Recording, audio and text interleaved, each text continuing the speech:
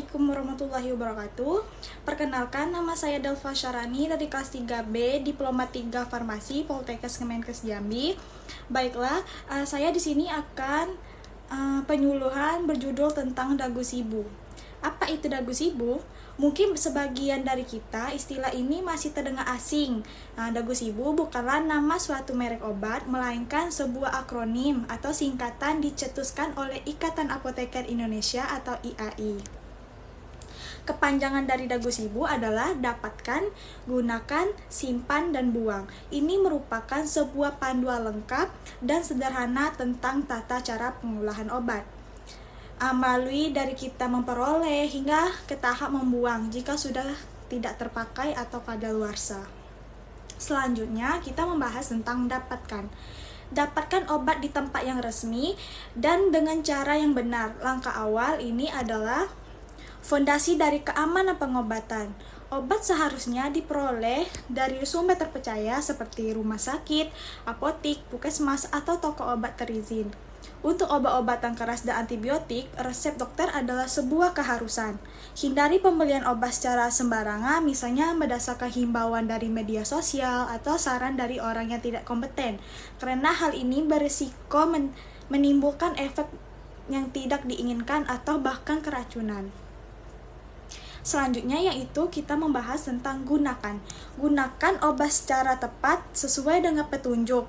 Setelah obat didapatkan, langkah selanjutnya adalah pemakaian yang benar. Ini berarti harus mendapatkan perhatian, dosis, waktu minum, dan cara pemakaian. Apakah ditelan, dioles, atau diteteskan, sesuai dengan anjuran dokter atau apoteker.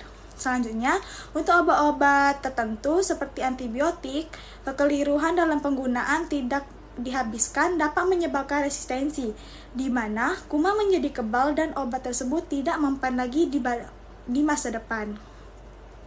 Ingatlah bahwa obat yang diresepkan untuk satu orang tidak boleh digunakan oleh orang lain karena kondisi dan kebutuhan tidak individu berbeda.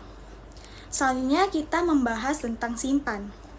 Simpan obat dalam kondisi yang sesuai untuk menjaga kualitasnya. Penyimpanan obat yang keliru dapat menurunkan khasiat bahkan membuat berbahaya. Simpan obat di tempat yang sejuk, kering, serta terhindar dari paparan sinar matahari langsung. Beberapa obat memerlukan penyimpanan khusus di dalam lemari es.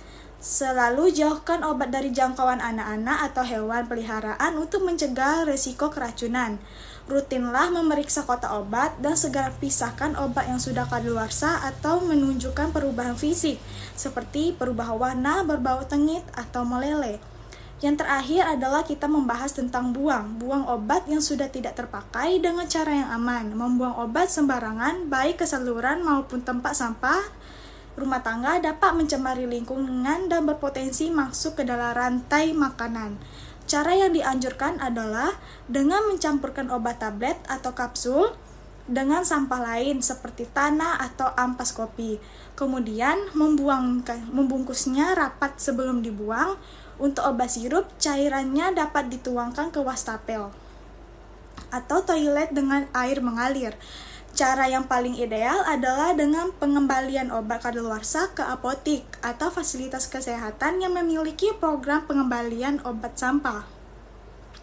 Kesimpulan dari penyuluhan saya adalah dagu sibu bukan sekedar singkatan, tetapi merupakan sebuah tanggung jawab yang kita pikul bersama untuk memastikan bahwa obat yang seharusnya menjadi penyembuh tidak berubah menjadi sumber malapetaka.